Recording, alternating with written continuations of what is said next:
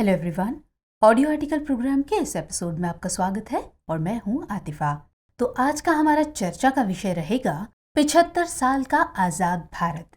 आज का यह आर्टिकल द हिंदू में छपे लेख India democracy and the promised Republic के सारांश पर आधारित है। इस आर्टिकल में टीम दृष्टि के इनपुट्स भी शामिल है और यह आर्टिकल सामान्य अध्ययन प्रश्न पत्र 2 के भारतीय संविधान एवं राज्य व्यवस्था खंड से जुड़ा है। तो आइए लेख की शुरुआत करते हैं।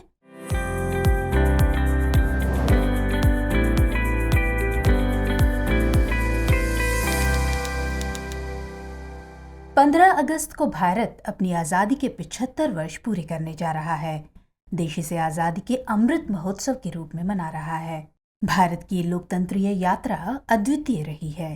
द्वितीय विश्व युद्ध के बाद के वर्षों में दक्षिण एशिया के बहुत से देश साम्राज्यवाद से मुक्त हुए। भारत भी उन्हीं देशों में से एक था। उस वक्त आजाद होने वाले देशों में अपनी तरह की अलग अलग समस्याएं विद्यमान हैं। भारत भी कुछ समस्याओं से मुक्त नहीं है, लेकिन अगर इसके सबसे बड़े स्तंभ लोकतंत्र की बात करें तो ये कहा जा सकता है कि भारत अपने लोकतंत्र को बचा पाने में सफल रहा है। लेकिन इतने विस्तृत देश के लिए क्या लोकतंत्र के स्थायित्व को इसकी एकमात्र उपलब्धि मानकर खुश होना चाहिए? क्या आजादी के 75 सालों में हमारा हासिल मात्र लोकतंत्र का स्थायित्व है? क्या भारत अपने नागरिकों को वो दे पाया जिसका सपना इसके संविधान निर्माताओं और इसे आजादी दिलाने के लिए अपना जीवन आहूत कर देने वाले वीर सपूतों ने देखा था? तो इस आर्टिकल के जरिए हम इन्हीं सब पहलुओं पर विस्तार से चर्चा करेंगे। लेकिन सबसे पहले जानेंगे कि आखिर आजादी के समय किस तरह के भारत का सपना देखा गया था। देश के पहले प्रधानमंत्री पंडित जवाहरलाल नेहरू ने भारत के लोकतंत्र को चुनने को लेकर और इसके रास्ते में आने वाली चुनौतियों को देखते हुए 15 अगस्त 1947 को अपने भाषण में कहा था कि एक लोकतंत्र के तौर पर हम कहां जाएं और हमारा क्या प्रयास होना चाहिए। इसके जवाब में उन्होंने देश को बताया कि भारत के आम आदमी, किसानों और मजदूरों के लिए स्वतंत्रता और अवसर पैदा करना, गरीबी, अज्ञानता और बीमारी से लड़ना और उसे समाप्त करना एक स्वस्थ लोकतंत्र की पहचान होनी चाहिए। एक समृद्ध, लोकतांत्रिक और प्रगतिशील राष्ट्र का निर्माण करना और सामाजिक, आर्थिक व राजनीतिक संस्थान बनाना हमारा उद्देश्य होना चाहिए, जो प्रत्येक पुरुष और महिला को न्याय और जीवन की परिपूर्णता सुनिश्चित करेंगे। लेकिन क्या ऐसा हो पाया? क्या भारत अपने नागरिकों को वो दे पाया जिसका वादा उनसे 75 वर्ष पूर्व किया गया था? तो इस सवाल के जवाब के लिए हम कुछ पैमानों पर इसकी बात कर सकते हैं। लोकतंत्र के वे मूल स्तंभ जिन पर चर्चा करने के बाद हम ये तय कर सकते हैं कि हमें एक लोकतंत्र के तौर पर किस ओर आगे बढ़ना है। इन्हीं कसौटियों में से पहली कसौटी है व्यक्ति की गरिमा और उसका विकास। तो जैसा कि हमने ऊपर नेहरू जी के जिस भाषण का जिक्र किया, जिसमें उन्होंने व्यक्ति की गरिमा, उसे दिए जाने वाले अधिकारों और उनके लिए किए जाने वाले प्रयासों की बात कही थी, इसमें उन्होंने ऐसे सभी वर्ग समूहों का जिक्र किया जो इस देश के भविष्य की दशा और दिशा तय कर सकते हैं। इसके लिए उन्होंने मानव विकास को सबसे अधिक अहमियत दी, जो लोकतंत्र का सबसे अहम स्तंभ होता है। भारत में मानव विकास की स्थिति का बेहतर होना इसके लोकतंत्र की मजबूती के साथ जोड़कर देखा जा सकता है। इसे दूसरे शब्दों में कहें तो भारत में मानव विकास का मूल्यांकन ही इसके लोकतंत्र का सटीक मूल्यांकन होगा। लेकिन मानव विकास के मूल्यांकन का पैमाना क्या होगा? भारत में इसके लिए अवसर की उपलब्धता को पैमाना बनाया गया। इसे हम इस बात से समझ सकते हैं कि अगर विकास के अवसर उपलब्ध ही नहीं होंगे तो विकास का रास्ता भी नहीं खोला जा सकता। तकनीकी तौर पर भारत में प्रत्येक नागरिक को अवसर की समानता निर्धारित की गई है, लेकिन जब इस श्रेणी में महिलाओं की स्थिति को देखते हैं तो ये साफ तौर पर दिखाई देता है कि आज भी हम लैंगिक असमानता के चंगुल से बाहर नहीं निकल पाए हैं। ऐसे में लगता है कि भारत को एक लोकतंत्र के तौर पर इस पर अभी बहुत काम करने की जरूरत है। चलिए बात करते हैं अपनी दूसरी कसौटी की, जो है आर्थिक समानता। इसकी बात करें तो ये हमेशा से इतना स्पष्ट नहीं रहा। वर्ग और जाति आदि के अनुरूप इसमें बदलाव होते रहे हैं। कई जातिगत व्यवस्थाओं में लैंगिक असमानता विद्यमान रही है। पुरुषों की तुलना में महिलाएं अल्प पोषित, अल्प शिक्षित और सामाजिक संस्थाओं में अल्प प्रतिनिधित्व के साथ रही हैं। एक मतदाता के तौर पर समानता की अधिकारी होने के बावजूद भारतीय सत्ता में महिलाओं की निम्न भागीदारी किसी से छुपी हुई नहीं है। भारतीय कार्यक्षेत्र में महिलाओं की कम भागीदारी रही है। दरअसल इसके ऐसा होने के पीछे अनेक कारण जिम्मेदार हैं। ऐसे में भारत की लगभग आधी आबादी दोयम दर्जे की नागरिक और गैर भागीदार बन जाती है और इतनी बड़ी आबादी को मुख्य धारा से दूर करना भारत जैसे बड़े लोकतंत्र को कमजोर करने जैसा होगा। तो अब ऐसे में सवाल है कि क्या हम वाकई में सामाजिक रूप से स्वतंत्र हैं? तो पिछले कुछ दशकों की बात करें तो उसमें भारतीय समाज ने आर्थिक, वैश्विक, राजनीतिक और अन्य मोर्चों पर बहुत तरक्की की है। एक राष्ट्र के तौर पर हमारा स्वभाव बदला है। अन्य देशों और कुछ प्रख्यात व्यक्तियों ने समय समय पर इसकी प्रशंसा भी की है। लेकिन सवाल ये है कि क्या हम वाकई बदले हैं? क्या हम राजनीतिक अर्थ से इतर सामाजिक तौर पर भी स्वतंत्र हैं? दरअसल सामाजिक स्वतंत्रता भी लोकतंत्र की मजबूती का एक अहम स्तंभ है। जैसा कि डॉक्टर B.R. अम्बेडकर ने कहा था कि कानूनी स्वतंत्रता को हम तब तक हासिल नहीं कर सकते जब तक कि हम सामाजिक स्वतंत्रता हासिल न कर लें। तो ये सामाजिक स्वतंत्रता आखिर है क्या? तो इसे हम एक उदाहरण के जरिए समझने की कोशिश करते हैं। मौजूदा वक्त में देश में स्टार्टअप कल्चर की एक लहर आई हुई है। वित्त मंत्री श्रीमती निर्मला सीतारमण के अनुसार 2021 से अभी तक कुल 44 नए यूनिकॉर्न जुड़ चुके हैं।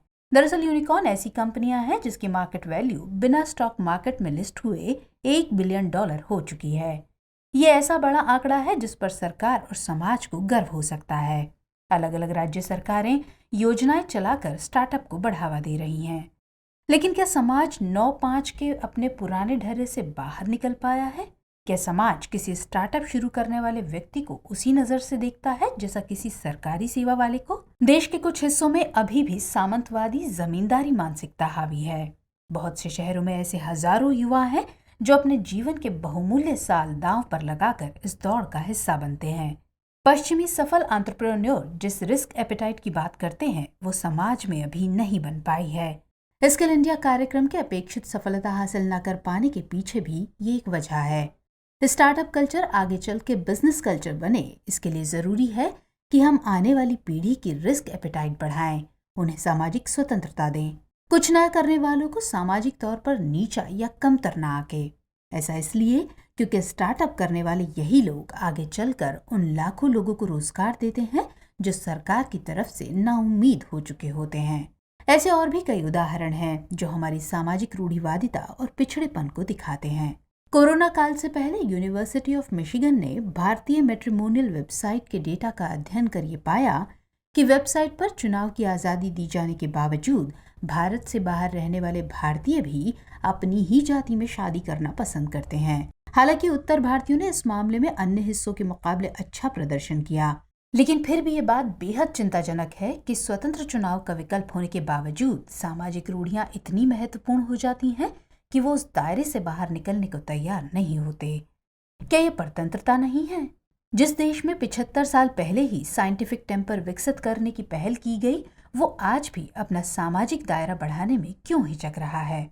तो चलिए अब इन सब के बाद क्षेत्रीय भिन्नता जैसे पहलुओं पर भी बात कर लेते हैं। अगर भारत के साथ आजाद होने वाले देशों से तुलना करें तो उस पर हम पाएंगे कि कई मामलों में भारत उन देशों के मुकाबले बहुत पीछे है। मसलन स्वास्थ्य, शिक्षा और गरीबी, ये भारत की गहन समस्याएं बनी हुई हैं। लेकिन इसमें भी भारत में इतनी भिन्नताएं देखने को मिलती हैं कि उन पर विश्वास करना असंभव हो जाता है। ऐसा पाया गया है कि भारत के उत्तरी और दक्षिणी राज्य मध्य और उत्तर पूर्वी राज्यों की अपेक्षा अधिक प्रगति करते हैं। जानकारों का मानना है कि जनसंघर्ष में इन राज्यों की भागीदारी की वजह से ऐसा होता है। 2021 में नीति आयोग द्वारा जारी बहुआयामी गरीबी रिपोर्ट में बिहार में 50% गरीबी दर्ज की गई, जबकि केरल में यह आंकड़ा महज 1% का ही है। एक लोकतांत्रिक देश के तौर पर भारत को इस प्रश्न पर गंभीरता से विचार करना चाहिए। भारत को कोशिश करनी चाहिए कि इसके सभी हिस्सों की प्रगति की गाड़ी उसी रफ्तार से बढ़े जैसा कि कुछ राज्य प्रगति कर रहे हैं।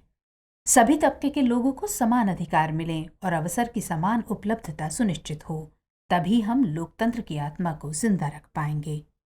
अब इन सब बातों के बाद ये सवाल है कि आखिर आगे की राह क्या हो सकती है। दरअसल लोकतंत्र की आत्मा इसके लोगों की भागीदारी में मौजूद है जो इसे जीवित रखती है। गौरतलब है कि बीते 75 सालों के दौरान हुए जनसंघर्ष का होना एक इतिहास रहा है। इतने सालों में लोकतंत्र को जिंदा रखने के लिए कई प्रयास किए गए।